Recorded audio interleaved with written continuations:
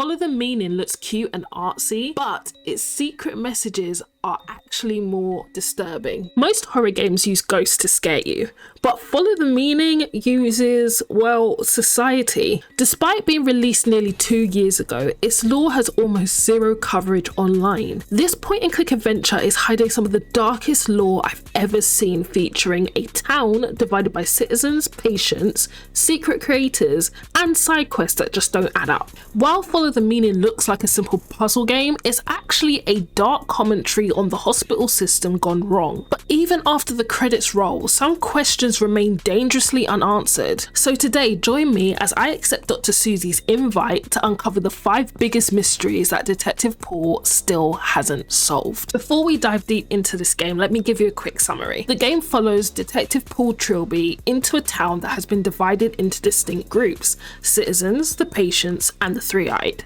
As you progress through the game, the hospital staff are rounding up patients and the three-eyed people with the intention to treat them, which, as you can guess, the treatment process seems to be unethical. But it's up to you as Detective Paul to discover where, how, and why these people are being taken, and also save them from the unethical treatment practices. So that sounds like a straightforward premise, doesn't it? Well, maybe not. But while progressing through the game, there were 5 prominent mysteries that were unsolvable by the time I saved the town. And like many introverted creatives who like to spend too much time indoors playing games rather than awkwardly socializing in public events, I had to bring these mysteries to the internet, hoping that some answers could be uncovered. So if you have any answers to these mysteries, drop a comment below, because I'd really like some solutions to them, and I can at least have one less thing to think about at 3 a.m. in the morning. So who is this creator? The human doctors in the game believe that those who talk about the creator are unwell, which suggests that the doctors don't believe in the creator. And it echoes the common trope that some scientific practices diminish the validity of the unseen. Also, early on in the game, you find a three-eyed man in a shed saying that Paul should hide from the doctors, and that this, whatever this is orchestrated by the creators. Later on, Paul gets abducted by three-eyed aliens within a spaceship the shape of a hat. When reflecting on the steps leading up to this point, I have to ask, is this a coincidence or foreshadowing? That is, throughout the game, the patients and the three-eyed attest that there is a creator, but the game never explicitly points out who the creators are. So I ask again, who and what are the creators? Are they aliens, tree spirits, or human hallucinations? Another mystery I ask is, what is the psychedelic world about, and could the creator live in a tree? Expanding on the former mystery, Paul later in the game gets sucked into a trippy world within a tree. In the center is an ominous figure whose face changes from an emoji to what I can only describe as Ghostface. Besides the mystery of how one could get sucked into a tree, a bigger mystery is, who is this figure? I'm inclined to believe that the figure in the tree could be the creator. Hear me out. When Paul exits the tree, he spat out and is momentarily in a trance, exampled by his eyes. Relatedly, this expression is highlighted in a book that Paul finds, a book that ascertains that those who encounter the creator may exhibit the same eye expressions. Now I hear you saying, Sam, Paul didn't have the squiggly lines over his head like in the book. Yes, well observed, but I think this detail was excluded intentionally as Paul was wearing a hat. Therefore, it's plausible to assume that you wouldn't see these lines over his head. Either way, let me know if you think I'm reaching, but could this world's creator actually be living in a tree? I admit, the next mystery lacks less drama than the former, but I have to ask, what is the purpose of finding all these lost cats for the lady? As far as I know, it didn't impact the game outcome when I found all 6 cats, but maybe I'm missing something.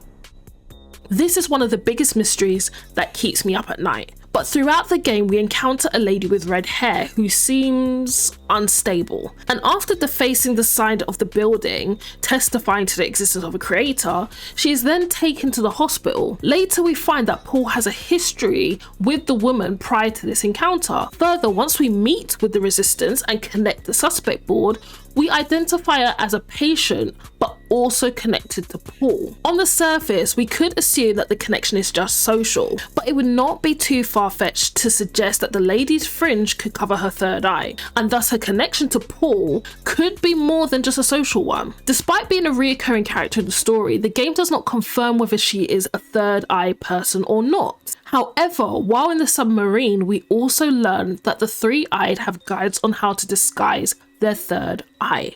But what do you think? Could this lady be a third eye person or just another townie victim?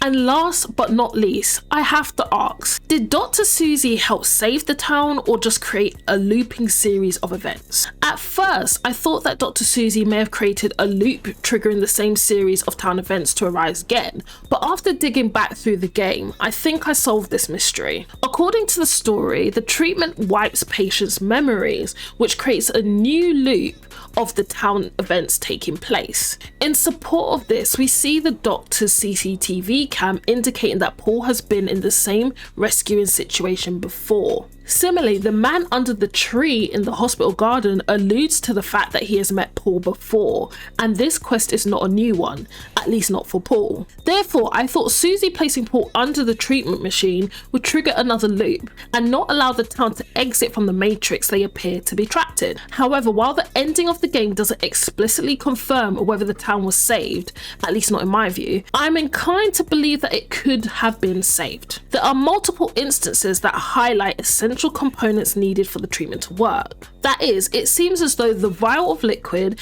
and a clicker is needed to be used in conjunction with the machine to fully execute the treatment. These elements were not included in the final stage of the game, when Susie triggers the machine sequence while Paul is under the machine. But let me know, do you think that Detective Paul actually did save the town and that the townies were exited from the Matrix? Either way, we have one last mystery. It might be the biggest mystery of all. What do you think is really going on in this town? If you have a theory about the three-eyed or found a clue I missed, drop it in the comments below. I'm already working on deep dives for the Dark Side Detective, so if you love story-driven mysteries as much as I do, make sure you're subscribed so you don't miss those. Anyway, I'm gonna catch you in the next one, guys. Bye!